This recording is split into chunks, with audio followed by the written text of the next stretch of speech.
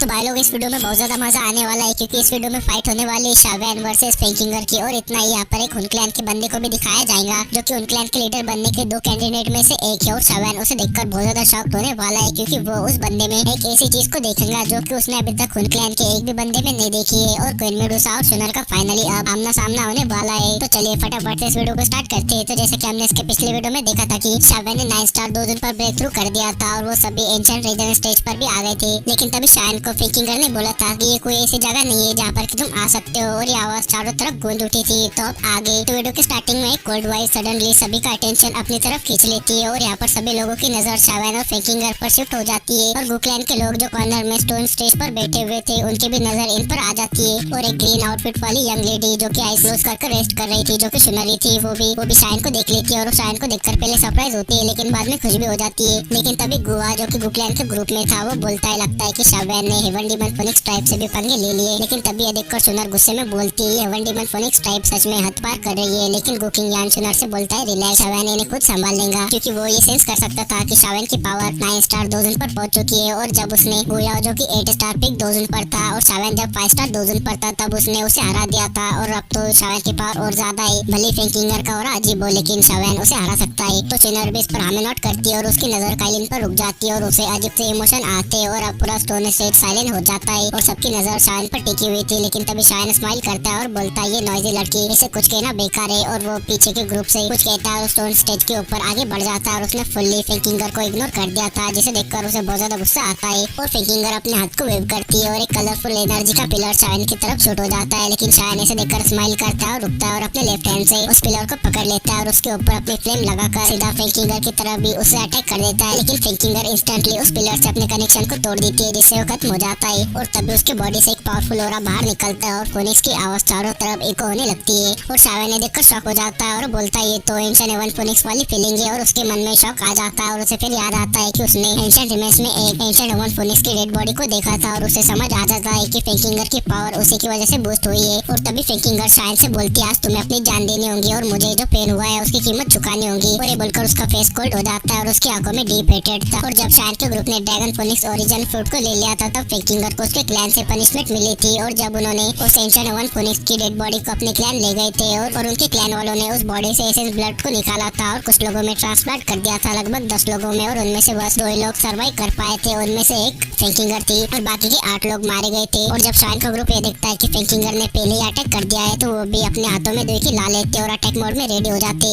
लेकिन तभी यहाँ पर एक व्हाइट रोब वाला बंदा आता है जो कि फोनिक्स टाइप से था और उसका नाम ज्यूफेंग था। और बोलता है अगर किंगर फाइट कर रही है तो उसे ही फाइट करने दो, नहीं तो तुम इसके बीच में पड़ते हो तो तुम्हारा ही लॉस होगा। और उस बंदे के पीछे और भी बंदे थे जो कि सभी हेवन डीमन फोनिक्स टाइप से थे। लेकिन तब एक आवाज आती है जो कि बोलती है नुकसान शाइन का ग्रुप नहीं बल्कि तुम्हारा ग्रुप उठाएगा। और एक गुकिंग यान की आवाज थी और स्माइल करते हुए बोलता है अगर वो 1-on-1 फाइट करते तो हम इंटरफेयर नहीं करेंगे लेकिन तुम ग्रुप के साथ आ रहे हो तो फिर हम पीछे नहीं हटेंगे। तो शावेन स्माइल कर गुकिंग यान की तरफ देखता है और पेड़ सुनर की तरफ देखता है। और शावेन ही जानता था कि वो प्लान का ग्रुप सुनर की वजह से उसकी हेल्प करने के लिए आया है। और सुनर भी शाइन को देखकर स्माइल करती है और वो ज्यूफेंग जिसकी आंखें कलरफुल थी वो गुकिंग यान को देखता है और फिर फेंकिंगर से कुछ बोलता है। और उसे ये नहीं लगा था कि गुकलैन भी शावेन के साथ खड़ा होगा। और तभी फेंकिंगर उस ज्यूफेंग की बातें सुनकर शावेन की तरफ गुस्से में देखती है और बोलती है शावेन क्या तुम में इतनी भी हिम्मत नहीं कि तुम मेरे फाइट के चैलेंज को एक्सेप्ट कर सको। तो शावेन ने देखकर अपने मन में बोलता है यहाँ पर सभी नए लोग हैं, अगर मुझे अपना रोल जमाना है तो मैं पीछे नहीं हट सकता। और फिर वो फाइट के चैलेंज को एक्सेप्ट कर लेता है। और तभी शावेन स्टोन स्टेज पर आ जाता है और कोल्ड लुक से फेंकिंगर को देखता है। और फेंकिंगर की स्ट्रेंथ पहले से काफी ज्यादा बढ़ चुकी थी लेकिन वो अभी सिर्फ एक 3 चेंज पिक 2 जोन थी और शावेन अब 9 स्टार 2 जोन था। और लेकिन उसकी बैटल पावर बहुत ज्यादा आगे बढ़ चुकी थी क्योंकि वो किसी 6 चेंज पिक 2 जोन से भी भिड़ सकता था। और तभी फेंकिंगर एक कोल्ड स्माइल के साथ अपने पैर को जमीन पर पटकती है और बहुत सारे कलरफुल थ्रेड से रिलीज होते हैं जो कि शावेन के ऊपर अटैक कर देते हैं। और वो ब्लेड की जैसे तेज थे लेकिन शावेन उन्हें देखकर बोलता है ओल्ड ट्रिक्स। और तभी शावेन अपने चारों तरफ हेवनली फ्लेम को ला लेता है जिससे वो थ्रेड्स जैसे शावेन के 5 फीट के दायरे के अंदर आते वो जलकर राख हो जाते।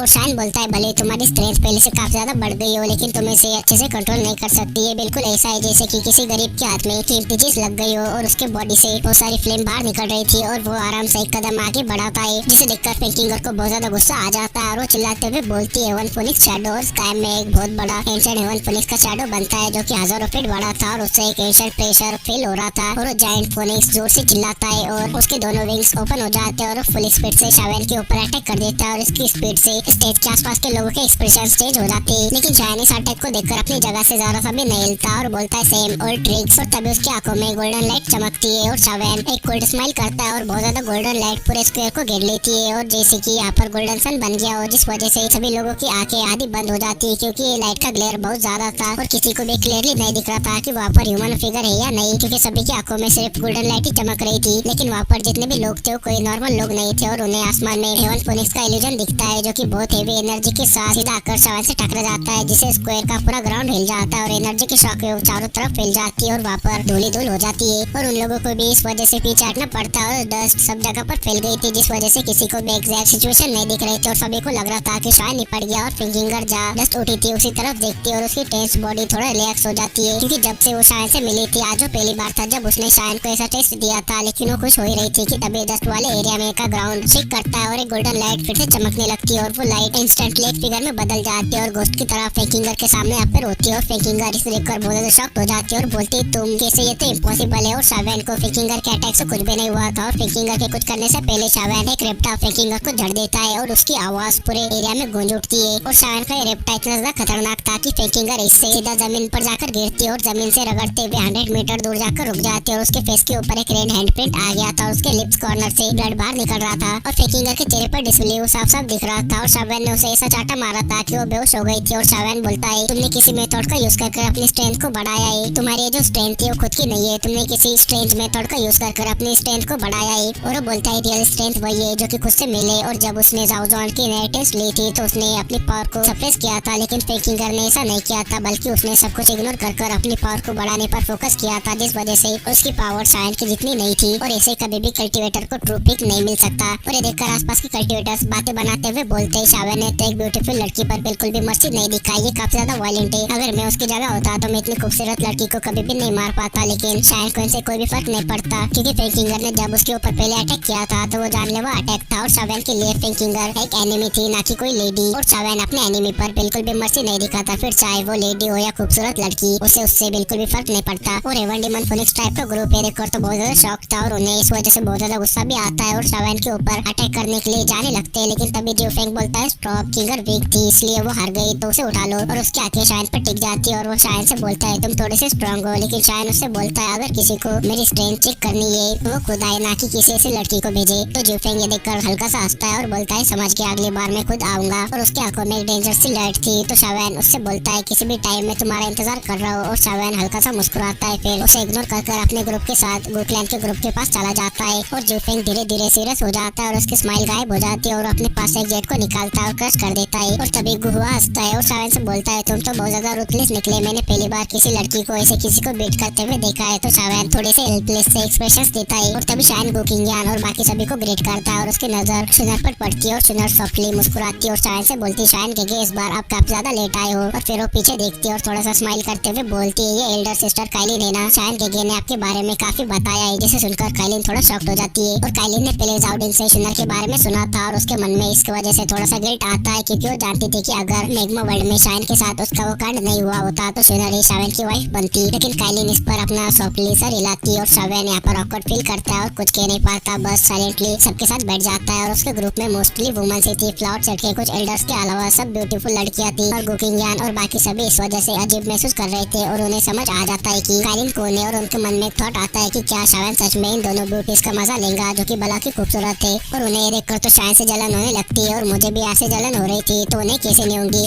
खैर और तभी शुनर सॉफ्ट टोन में शायन से बोलती है शायन देगी आप भी यहाँ पर बुद्धिस्ट फॉर एंशिएंट ट्री के लिए आए हो ना। तो शायन इस पर तुरंत अपना सर हाँ में हिलाता है और शुनर के ऐसे काम बिहेवियर को देखकर शायन को उसके अंदर से और भी ज्यादा गिल्ट हो रहा था और उसे ये फील हो रहा था कि शायन किसी भी तरह का सीन या ड्रामा नहीं चाहती है जिससे कि शायन को किसी भी तरह का हर्ट हो। और भाई मैं तो तब का वेट कर रहा हूँ जब शुनर को जाओ के बारे में पता चलेगा तो क्या सीन होगा, मतलब मजे मजे आएंगे। खैर अगर आपको वो वीडियो चाहिए तो मुझे आप कमेंट कर बता सकते हो। और तभी शुनर शावेन को नॉर्थ की तरफ पॉइंट करते हुए बताती है अगर हम थोड़ा सा नॉर्थ चले तो एंशिएंट रीजन के डीपेस्ट पार्ट में पहुंच जाएंगे और वहीं पर ही बुद्धिस्ट व एंशिएंट ट्री है। लेकिन उस जगह के 50 किलोमीटर के पहले एक बीच टाइड है जो कि बहुत ज्यादा गहरी है और वो पूरा रास्ता ब्लॉक कर बैठे और काफी लोगों ने ट्राई कर चुका है, लेकिन सभी वहाँ से आगे जाने में फेल है। और वो सीरियस हो जाती है और बोलती है उनमें से कुछ भी तो बहुत ज्यादा पावरफुल है, इसलिए सभी को मिलकर काम करना पड़ रहा है। और फिर वो हल्की सी वार्निंग टोन में बोलती है ये टेम्पररी अलायंस है और जिसने इसे सजेस्ट किया है उसे बचकर रहना होगा, क्योंकि वो हलक सोल से और उन क्लैन के टॉप 2 कैंडिडेट में से एक है जो कि अगला क्लैन चीफ बन सकता है। और ये सुनकर शावेन का मन तुरंत अलर्ट हो जाता है और वो शुनर जिस डायरेक्शन में देख रही थी उस डायरेक्शन में देखता है जहाँ पर एक ब्लैक कोट पहने हुए बंदा था जो कि हल्का सा स्माइल कर रहा था और किसी अननोन फिक्शन के एक्सपर्ट से कैजुअली बात कर रहा था। और शायन की नजर जब उस पर पड़ती है तो उसे पहली नजर में वो बंदा काफी अच्छा लगता है, लेकिन वो जानता था कि ये बंदे बड़े हरामी होते,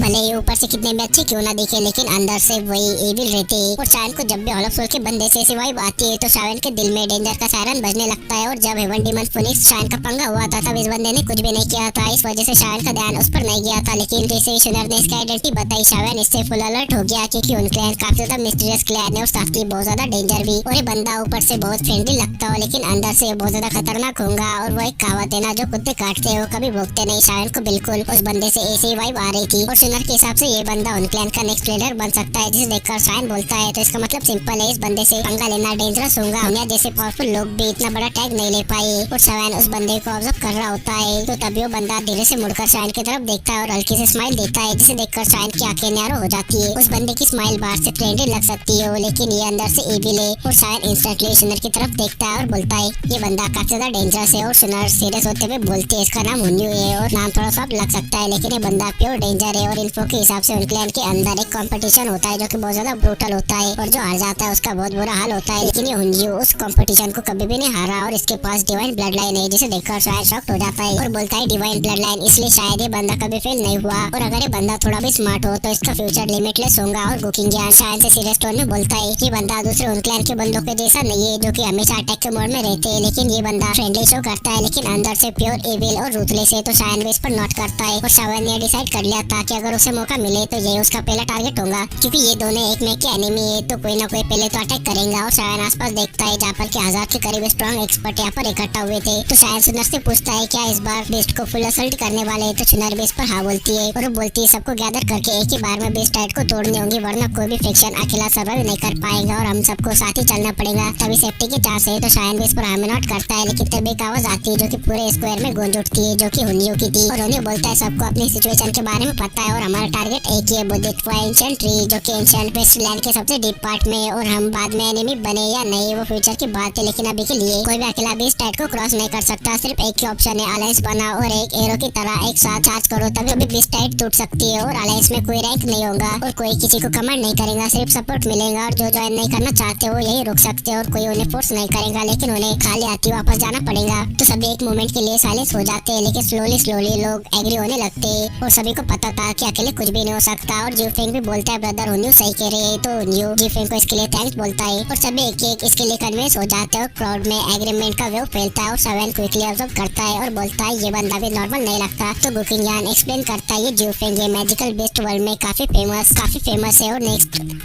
हेवन डीमन फिनिक्स टाइप का लीडर भी बनने वाला है। और उसकी आंखों का कलर उसके की मेथड की वजह से और मोस्टली उसके दाव स्किल्स आई से रिलेटेड है, जो कि बहुत ज्यादा रेयर है और बहुत ज्यादा ट्रिकी भी। तो शायन बेस पर नोट करता है और बोलता है समझ आया, इसलिए सभी लोग इसकी इतनी रिस्पेक्ट करते हैं। और न्यू क्राउड को देखता है और बोलता है सभी लोग रेडी हो जाओ, अभी नून का टाइम है जब थोड़े लेजी होते हैं। और तभी सुंदर भी सॉफ्टली बोलती है हम भी रेडी हो जाते हैं, सब केयरफुल रहना, इतने सारे लोग होने के बाद भी सक्सेस होने की चांस सिर्फ 10% है। और हुनिया और जीफिंग का प्लान था कि वो सभी लोगों को बीस टाइट के अंदर ले जाएंगे और उनकी स्ट्रेंथ का यूज कर बीस टाइट को तोड़ेंगे और फिर उन बंदों को मॉन्स्टर का चारा बनने देंगे और वो खुद बड़ी स्पीड में आगे चले जाएंगे। और सुनर भी उसके ग्रुप को ये बता देती है, जिस देखकर शायद शॉक हो जाता है और बोलता है इतने सारे दोजोन्स मिलकर भी बीस टाइट को क्रॉस नहीं कर पाएंगे, आखिर बीस टाइट कितनी ज्यादा खतरनाक है। और स्कोर में के सभी लोग मूव करते और कुछ लोग आसमान में फ्लाई करते हैं, बिल्कुल वो डार्क क्लाउड की तरह लग रहे थे। और शायद का ग्रुप भी डिले नहीं करता, वो भी आसमान में चले जाते और बाकी लोग भी उन्हें फॉलो करते हैं। और न्यूज स्काई में शायद के ग्रुप को देखता है और वो नीचे के लोगों को इग्नोर करता है और वो लाउडली चिल्लाता है चलो सब लोग सबसे पहले चार्ज करते हैं नॉर्थ की तरफ। और उसके पीछे एक मैसिव ब्लैक वेव क्राउड उसे फॉलो कर रहा था और शायद का ग्रुप बिल्कुल क्राउड के बीच में था, ना ही वो बैक में जाता है और ना ही फ्रंट में, क्योंकि शायद का ग्रुप जानता था कि जितनी ज्यादा वो एनर्जी वो वेस्ट करेंगे उतने डेथ होने के चांसेस है। और देखते देखते 50 किलोमीटर के डिस्टेंस को बस 10 मिनट में कवर कर लेते